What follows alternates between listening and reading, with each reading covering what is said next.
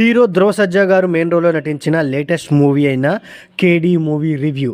ఈ కన్నడ మూవీని last year ఏప్రిల్లో కన్నడ లాంగ్వేజ్లో థియేటర్లో రిలీజ్ చేశారు. ఈ మంత్ మే 15న తెలుగుతో పాటు మిగతా అన్ని లాంగ్వేజెస్లో డబ్ చేసి రిలీజ్ చేశారు. సో ఈ మూవీ గురించి సింపుల్గా చెప్పాల్సి వస్తే కన్నడ ఇండస్ట్రీకి కేజీఎఫ్ అండ్ అలాగే కాంతారా మూవీస్ ఒక మంచి పేరు తెచ్చిపెట్టినాయి అనమాట. సో మాస్ ప్రేక్షకులకి చాలా బాగా దగ్గరైన కేజీఎఫ్ మూవీని అలాంటి మూవీని మళ్ళీ తీయాలని చెప్పేసి కన్నడ మూవీ మేకర్సే కాదు మిగతా ఇండస్ట్రీ వాళ్ళు కూడా సో కేజీఎఫ్ స్టైల్లో మూవీని తీయాలని ప్రయత్నించి చాలా వరకు ఫెయిల్ అయ్యారనమాట. కేజీఎఫ్ మూవీ తరహాలోనే ఈ కేడీ మూవీని కూడా రూపొందించారు. సో మూవీని చూస్తున్నంతసేపు నాకైతే అదే ఫీలింగ్ కలిగిందనమాట. బట్ ఈ కేడీ మూవీ అనేది ఎంతో కొంత ఎంటర్టైన్ చేస్తుందని చెప్పుకోవచ్చు అనమాట. దానికి మెయిన్ రీజన్స్ వచ్చేసి ఈ మూవీ యొక్క ప్రొడక్షన్ వాల్యూస్ అనమాట. ఈ మూవీ స్టార్టింగ్ నుంచి ఎండింగ్ వరకు మొత్తం సెట్స్ మీద వెళ్ళిపోతుంది. ఎందుకంటే ఈ మూవీ 90sలో జరిగే స్టోరీ కాబట్టి ఆ 90s కాలంలో ఉండే సెట్స్ని చాలా బాగా ప్రజెంట్ చేశారు. సో ప్రొడక్షన్ వాల్యూస్ అనేది టాప్ నాచ్ అని చెప్పుకోవచ్చు అనమాట. అండ్ అలాగే బీజిఎం అనమాట. ఈ మూవీ స్టార్టింగ్ నుంచి ఎండింగ్ వరకు మ్యూజిక్ డైరెక్టర్ తన బీజిఎం అనేది కొడుతూనే ఉన్నాడు. సో బీజిఎం అనేది ఈ మూవీకి బిగ్గెస్ట్ పాజిటివ్ అని చెప్పుకోవచ్చు అనమాట. అంతేకాకుండా యాక్షన్ లవర్స్కి ఈ మూవీ అయితే ఖచ్చితంగా నచ్చుతుంది. ఎందుకంటే ఈ మూవీలో యాక్షన్ సీన్సే చాలా బాగా వర్కౌట్ అయినాయి. ముఖ్యంగా యాక్టర్స్ పర్ఫార్మెన్స్ ఈ మూవీకి బిగ్గెస్ట్ పాజిటివ్ అని చెప్పుకోవచ్చు అనమాట. అలాగని నెగిటివ్స్ లేవా అంటే ఈ మూవీ ఫస్ట్ హాఫ్ అనేది సాగించుకుంటూ వచ్చారు. ఎందుకంటే ఈ మూవీ ఇంటర్వెల్ పోర్షన్లోనే నాకు అర్థమైపోయింది. సో ఫస్ట్ హాఫ్ని సాగదీశారు అంటే ఈ మూవీకి పార్ట్ 2 ఉండబోతుంది అని. సో ఆ విధంగానే ఈ మూవీకి పార్ట్ 2 కూడా అనౌన్స్మెంట్ అయితే చేశారు. బట్ సెకండ్ హాఫ్ని చాలా బాగా హ్యాండిల్ చేశారు. మూవీ స్టోరీ రొటీన్గా ఉన్నప్పటికీ కొన్ని సీన్స్ అనేవి ప్రెడిక్టబుల్ వేలో వెళ్ళినప్పటికీ బట్ మెయిన్గా ఏంటంటే క్లైమాక్స్ పోర్షన్లో కొందరు క్యారెక్టర్ని రివీల్ చేసిన విధానం చాలా బాగుందనమాట.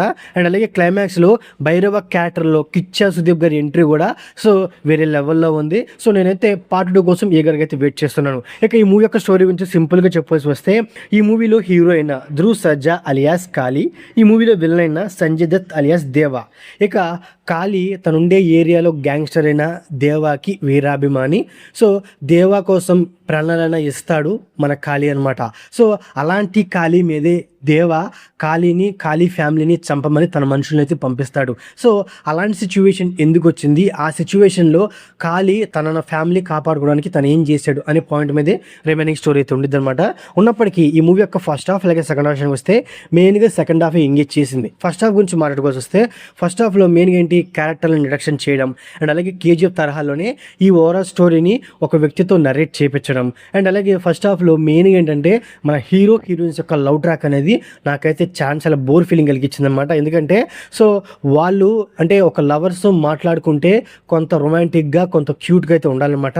బట్ వాళ్ళు మాట్లాడుకునేది ఎలా అనిపిస్తుంది అంటే హీరో సగం మాట్లాడే లోపే హీరోయిన్ మధ్యలో మాటలు మొదలు పెట్టేసిద్ది.